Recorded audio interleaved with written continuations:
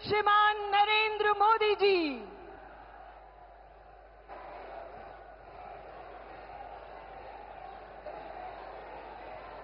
भारत माता की,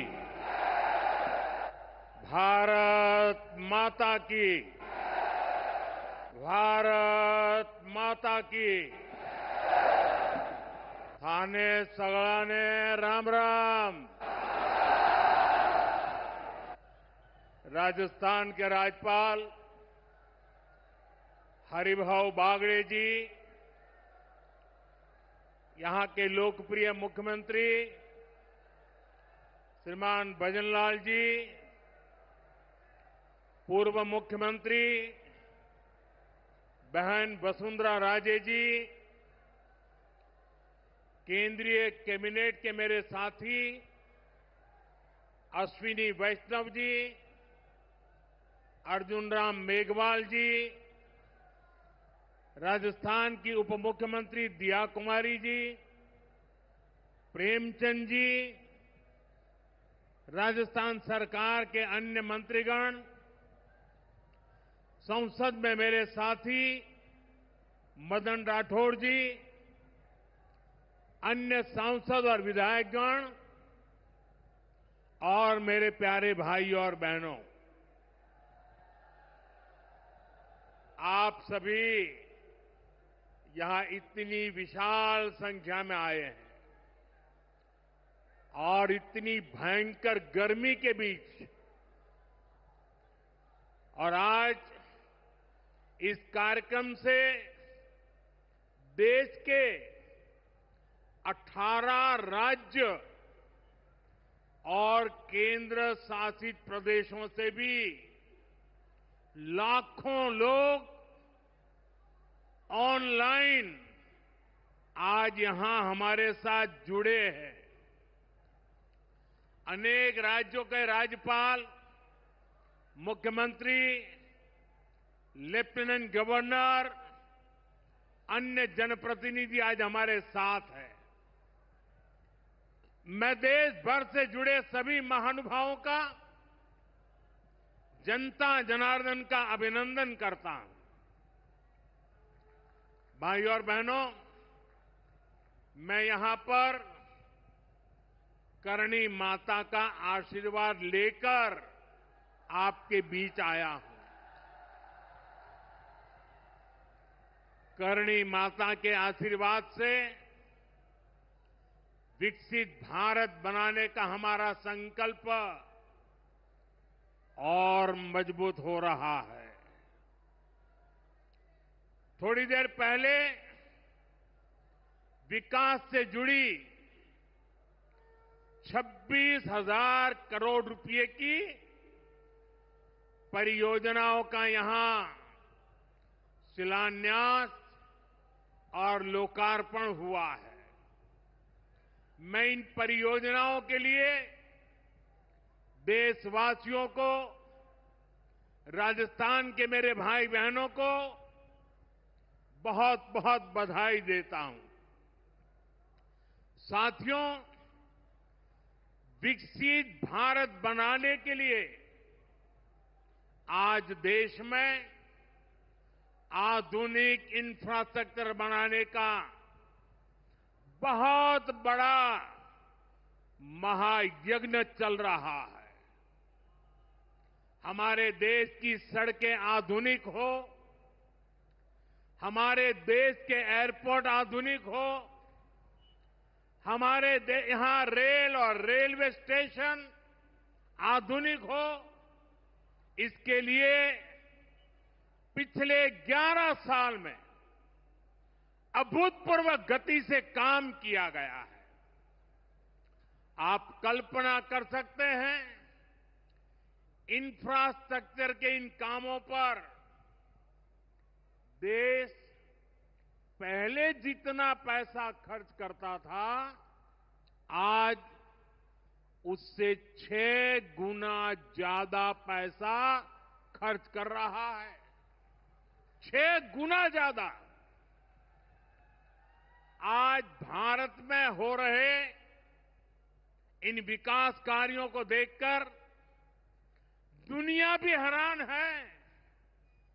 आप उत्तर में जाएंगे तो चिनाब ब्रिज जैसा निर्माण देखकर लोग हैरान हैं। पूर्व की तरफ जाएंगे तो अरुणाचल की सेला टनल, असम का बोगीबिल ब्रिज आपका स्वागत करते हैं। पश्चिम भारत में आएंगे तो मुंबई में समंदर पर बना अटल सेतु नजर आएगा। सुदूर दक्षिण में देखेंगे तो पंबन ब्रिज मिलेगा, जो अपनी तरह का देश का पहला ब्रिज है। साथियों, आज भारत अपनी ट्रेनों के नेटवर्क को भी आधुनिक कर रहा है। ये वंदे भारत ट्रेनें, अमृत भारत ट्रेनें, नमो भारत ट्रेनें, ये देश की नई गति और नई प्रगति को दर्शाती है। अभी देश में करीब 70 रूट पर वंदे भारत ट्रेनें चल रही है। इससे दूर सुदूर के इलाकों में भी आधुनिक रेल पहुंची है।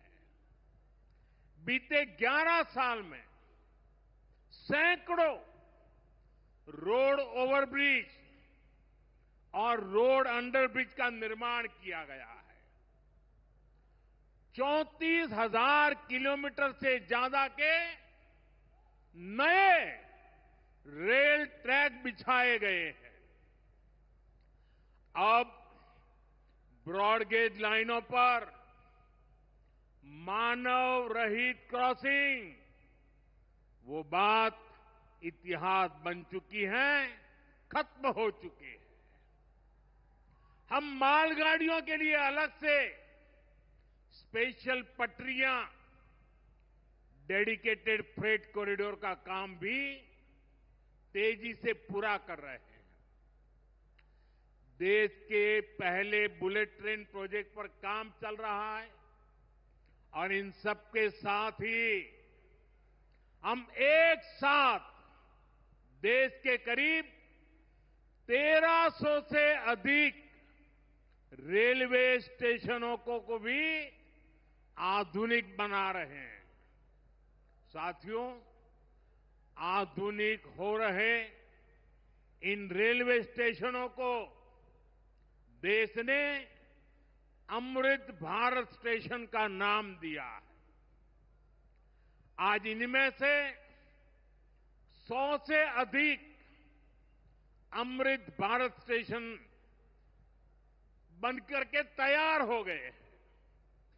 सोशल मीडिया पर भी लोग देख रहे हैं कि इन रेलवे स्टेशनों का पहले क्या हाल था और अब कैसे इनकी तस्वीर बदल गई है। साथियों, विकास भी, विरासत भी, इस मंत्र का इन अमृत भारत रेलवे स्टेशनों पर उसका नजारा साफ साफ दिखाई देता है। ये स्थानीय कला और संस्कृति के भी नए प्रतीक है।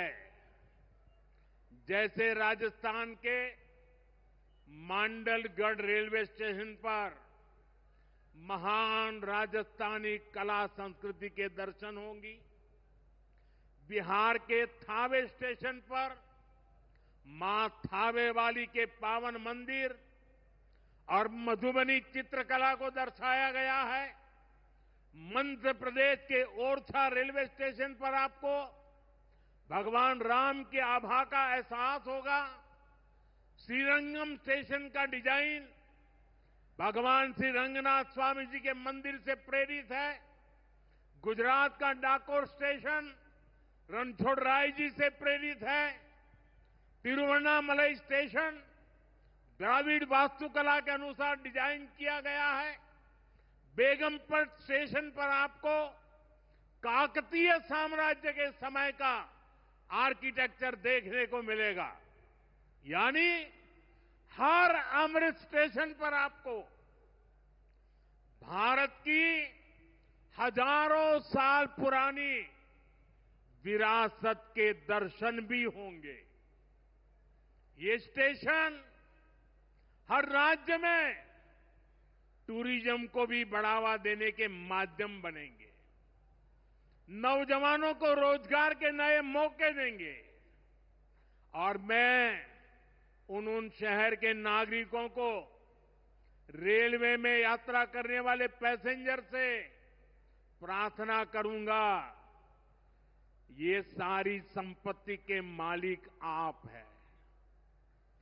कभी भी वहां गंदगी न हो, इस संपत्ति का नुकसान न हो, क्योंकि आप उसके मालिक हैं। साथियों, इंफ्रास्ट्रक्चर बनाने के लिए जो पैसा सरकार खर्च करती है, वो रोजगार भी बनाता है, व्यापार कारोबार भी बढ़ाता है। जो हजारों करोड़ रुपए सरकार लगा रही है, ये पैसा मजदूर की जेब में जा रहा है, ये दुकानदार को मिल रहा है, दुकान और फैक्ट्री में काम करने वाले लोगों को मिल रहा है। रेत, बजरी, सीमेंट, ये सारी चीजें ढोने वाले ट्रक, टेम्पो चलाने वालों को भी इससे फायदा होता है। और जब ये इंफ्रास्ट्रक्चर बनकर तैयार हो जाता है, तो फिर अनेक गुना और फायदे होते हैं। किसान की उपज कम कीमत में बाजार तक पहुंचती है, वेस्टेज कम होती है, जहां सड़कें अच्छी होती हैं, नई ट्रेनें पहुंचती हैं, वहां नए उद्योग लगते हैं, पर्यटन को बहुत बढ़ावा मिलता है। यानी इंफ्रास्ट्रक्चर पर लगने वाले पैसे से हर परिवार का, खास तौर पर हमारे नौजवानों का सबसे अधिक फायदा होता है। साथियों, इंफ्रास्ट्रक्चर पर जो काम हो रहा है, उसका हमारे राजस्थान को भी बड़ा लाभ मिल रहा है। आज राजस्थान के गांव-गांव में अच्छी सड़कें बन रही हैं, बॉर्डर के इलाकों में भी शानदार सड़कें बन रही हैं। इसके लिए बीते 11 साल में अकेले राजस्थान में करीब 70,000 करोड़ रुपए खर्च किए गए हैं। राजस्थान में रेलवे के विकास के लिए भी केंद्र सरकार इस साल करीब 10,000 करोड़ रुपए खर्च करने जा रही है। ये 2014 से पहले की तुलना में 15 गुना अधिक है। अभी थोड़ी देर पहले ही यहां से मुंबई के लिए एक नई ट्रेन को हरी झंडी दिखाई गई है। आज ही कई इलाकों में स्वास्थ्य, जल और बिजली से जुड़ी योजनाओं का शिलान्यास और लोकार्पण हुआ है। इन सारे प्रयासों का लक्ष्य है हमारे राजस्थान के शहर हो या गांव तेजी से उन्नति की ओर बढ़ सके। राजस्थान के युवाओं को उनके शहर में ही अच्छे अवसर मिल सके। साथियों, राजस्थान के औद्योगिक विकास के लिए भी डबल इंजन सरकार तेजी से काम कर रही है। अलग अलग सेक्टर्स के लिए यहां भजनलाल जी की सरकार ने नई औद्योगिक नीतियां जारी की है। बीकानेर को भी इन नई नीतियों का लाभ मिलेगा। और आप तो जानते हैं, जब बीकानेर की बात आती है तो बीकानेरी भुजिया का स्वाद,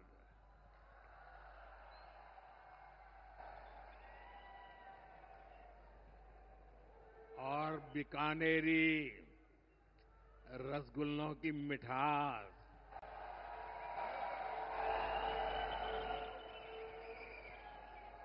विश्व भर में अपनी पहचान बनाएगी भी और बढ़ाएगी भी। राजस्थान की रिफाइनरी का काम भी अंतिम चरण में है। इससे राजस्थान पेट्रोलियम आधारित उद्योगों का प्रमुख हब बनेगा। अमृतसर से जामनगर तक जो 6 लेन का इकोनॉमिक कॉरिडोर बन रहा है, वो राजस्थान में श्रीगंगानगर, हनुमानगढ़, बीकानेर, जोधपुर, बाड़मेर और जालोर से गुजर रहा है।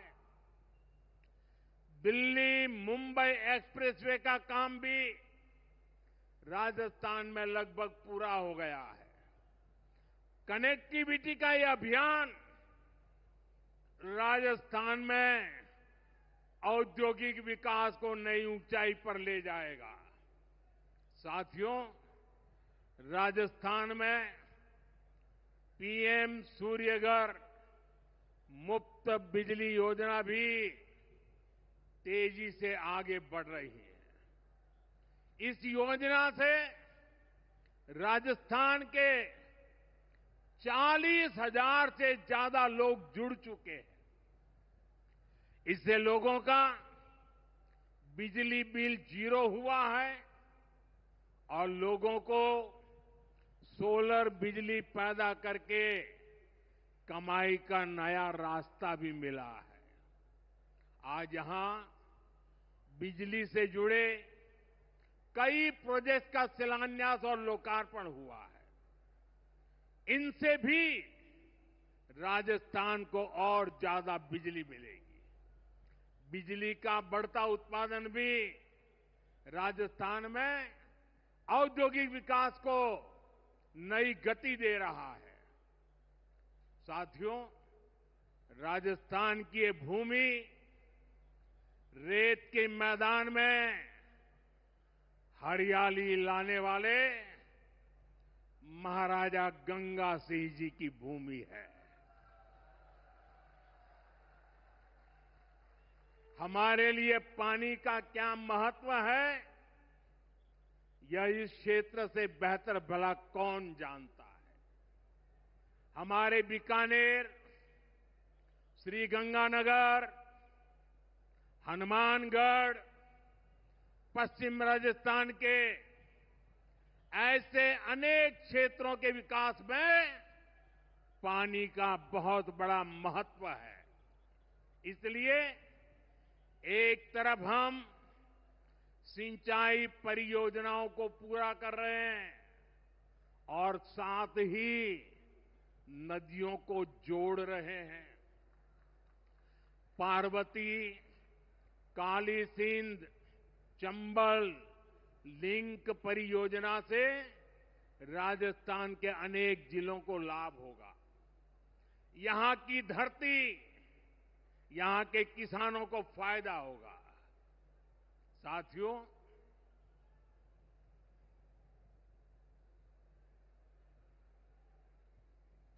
राजस्थान की ये वीर धरा हमें सिखाती है कि देश और देशवासियों से बड़ा और कुछ नहीं। 22 अप्रैल को आतंकवादियों ने धर्म पूछकर हमारी बहनों की मांग का सिंदूर उजाड़ दिया था।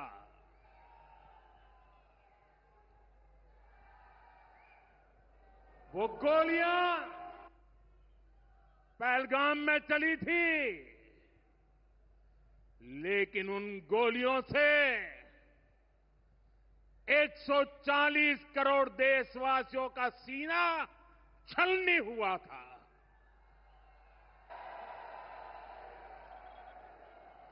इसके बाद हर देशवासी ने एकजुट होकर संकल्प लिया था कि आतंकवादियों को मिट्टी में मिला देंगे, उन्हें कल्पना से भी बड़ी सजा देंगे। आज आपके आशीर्वाद से, देश की सेना के शौर्य से हम सब उस प्रण पर खरे उतरे हैं। हमारी सरकार ने तीनों सेनाओं को खुली छूट दे दी थी।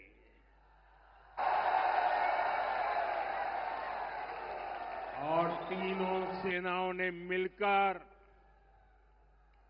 ऐसा चक्रव्यूह रचा कि पाकिस्तान को घुटने टेकने के लिए मजबूर कर दिया।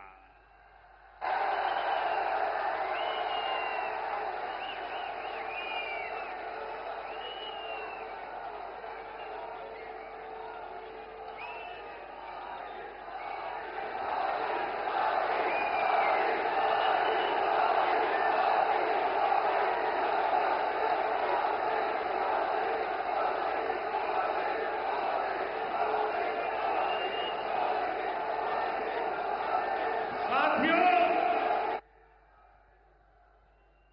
22 तारीख के हमले के जवाब में हमने 22 मिनट में आतंकियों के 9 सबसे बड़े ठिकाने तबाह कर दिए।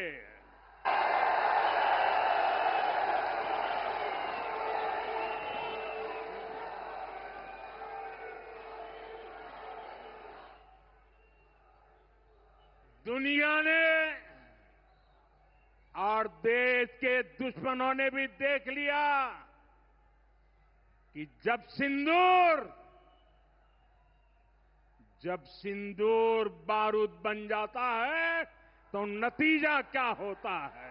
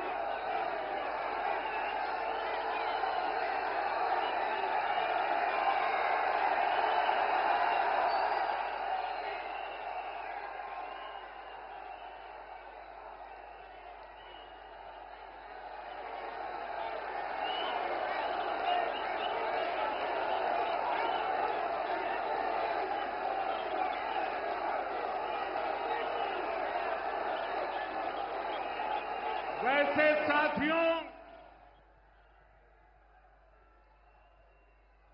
ये संयोग ही है। 5 साल पहले जब बालाकोट में देश ने एयर स्ट्राइक की थी, उसके बाद मेरी पहली जनसभा राजस्थान में ही सीमा पर हुई थी।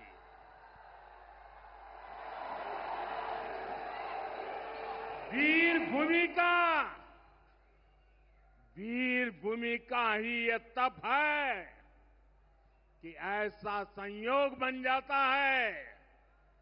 अब इस बार जब ऑपरेशन सिंदूर हुआ तो उसके बाद मेरी पहली जनसभा फिर यहां वीरभूमि राजस्थान की सीमा पर बीकानेर में आप सभी के बीच हो रही है।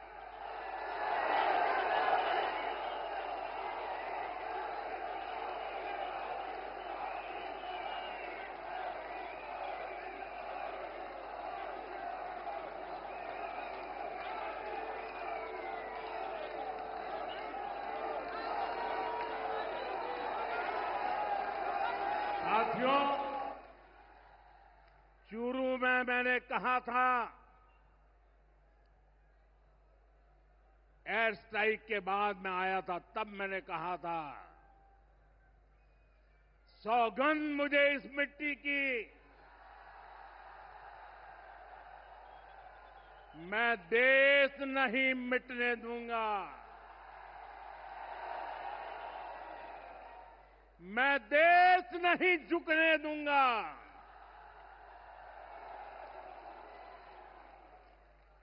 आज मैं राजस्थान की धरती से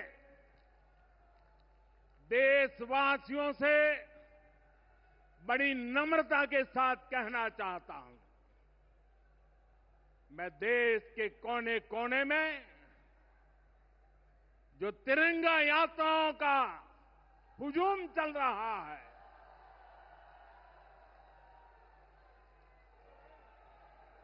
मैं देशवासियों से कहता हूं,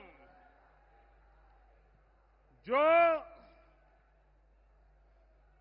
सिंदूर मिटाने निकले थे,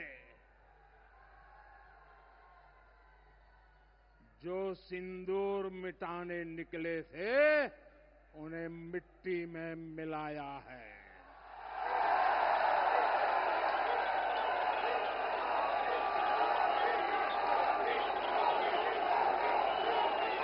जो हिंदुस्तान का लहू बहाते थे, जो हिंदुस्तान का लहू बहाते थे, आज कतरे कतरे का हिसाब चुकाया है।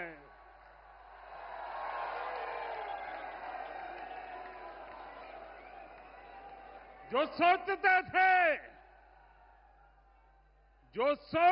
थे भारत चुप रहेगा, आज वो घरों में डूब डूब के पड़े हैं।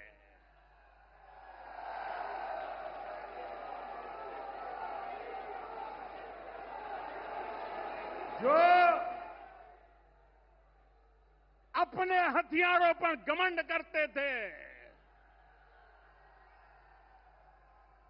जो अपने हथियारों पर घमंड करते थे, आज वो मलबे के ढेर में दबे हुए हैं।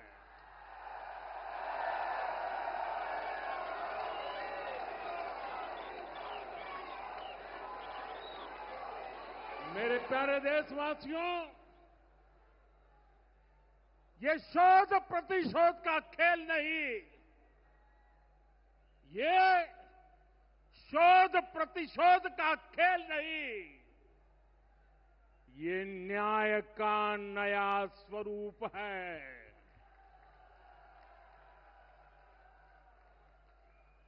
ये न्याय का नया स्वरूप है। ये ऑपरेशन सिंदूर है।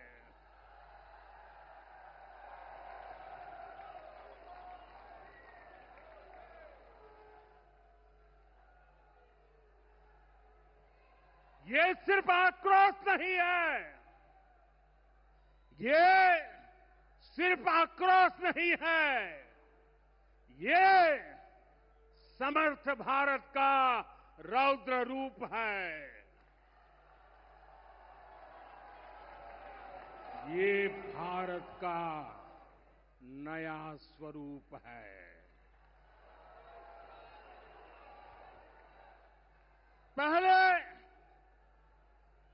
पहले घर में घुसकर किया था वार, पहले घर में घुसकर किया था वार, अब सीधा सीने पर किया प्रहार है।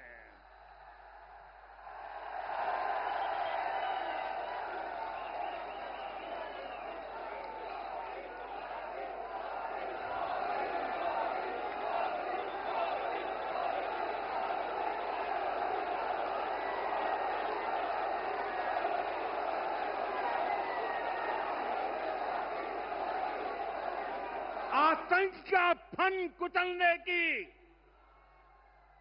आतंक का फन कुचलने की यही नीति है, यही रीति है, यही भारत है, नया भारत है। बोले भारत माता की, भारत माता की, भारत माता की। साथियों, ऑपरेशन सिंदूर ने आतंकवाद से निपटने के 3 सूत्र तय कर दिए हैं। पहला, भारत पर आतंकी हमला हुआ तो करारा जवाब मिलेगा।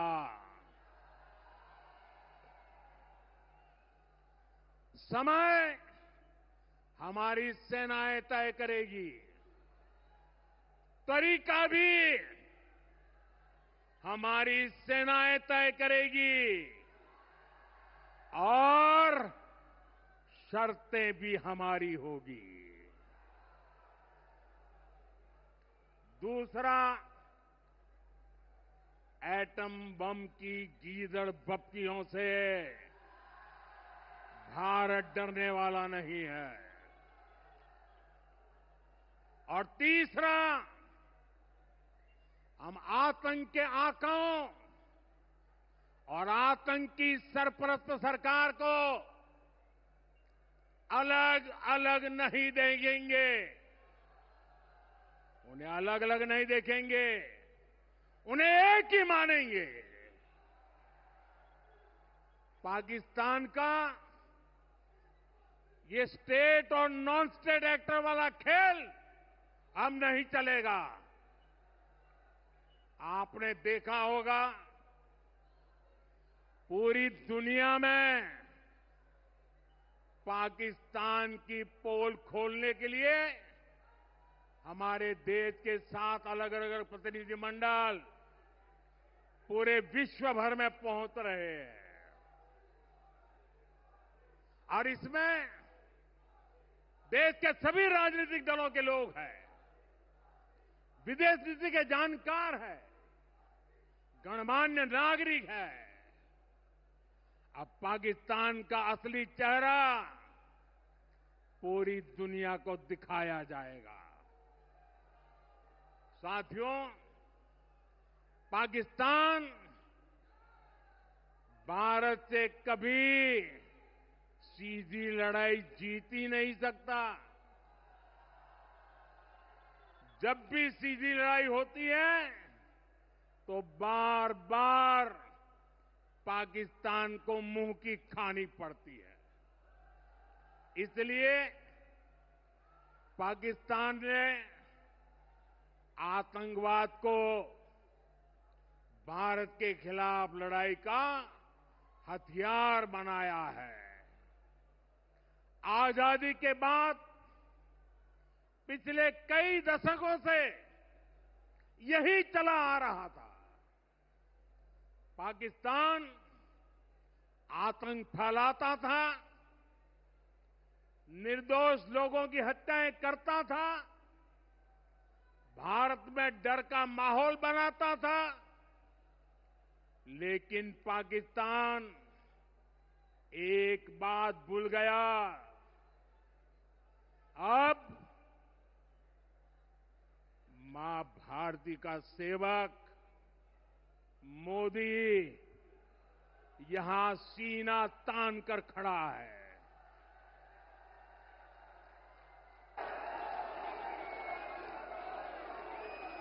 मोदी का दिमाग ठंडा है, ठंडा रहता है, लेकिन मोदी का लहू गर्म होता है।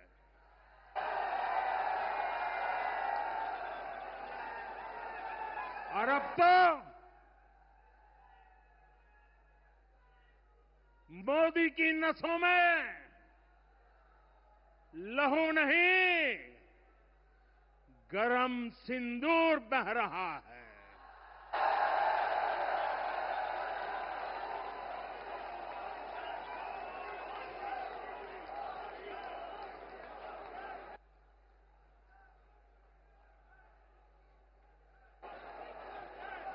अब भारत ने दो टूक साफ कर दिया है।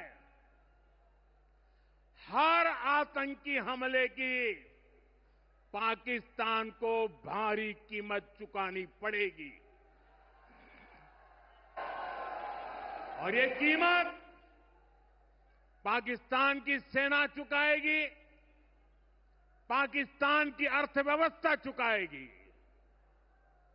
साथियों, जब मैं दिल्ली से यहां आया तो बीकानेर के नाल एयरपोर्ट पर उतरा।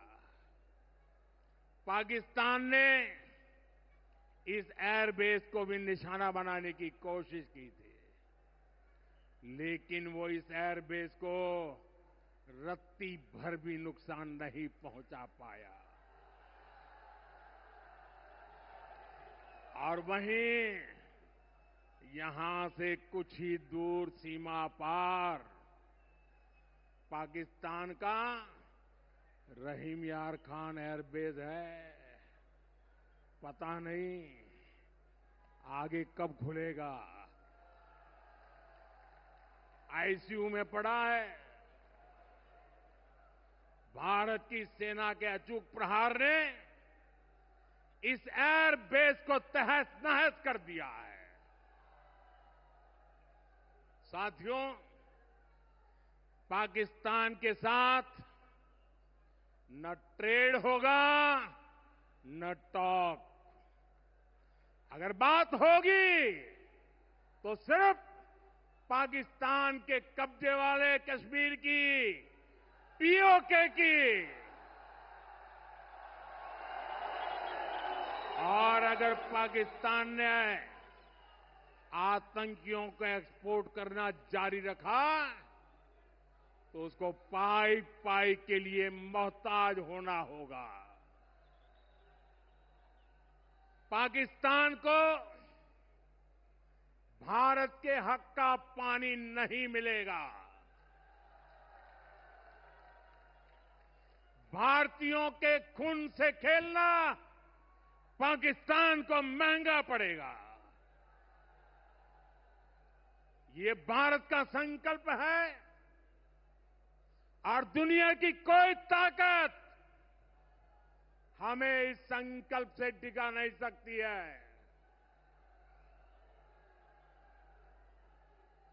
भाइयों और बहनों, विकसित भारत के निर्माण के लिए सुरक्षा और समृद्धि दोनों जरूरी है। ये तभी संभव है जब भारत का कोना कोना मजबूत होगा। आज का ये कार्यक्रम भारत के संतुलित विकास का, भारत के तेज विकास का उत्तम उदाहरण है। मैं एक बार फिर इस वीर धरा से सभी देशवासियों को बधाई देता हूं। मेरे साथ बोलिए, दोनों मुट्ठी बंद करके पूरी ताकत से बोलिए, भारत माता की, भारत माता की, भारत माता की। वंदे वंदे वंदे वंदे वंदे वंदे वंदे वंदे वंदे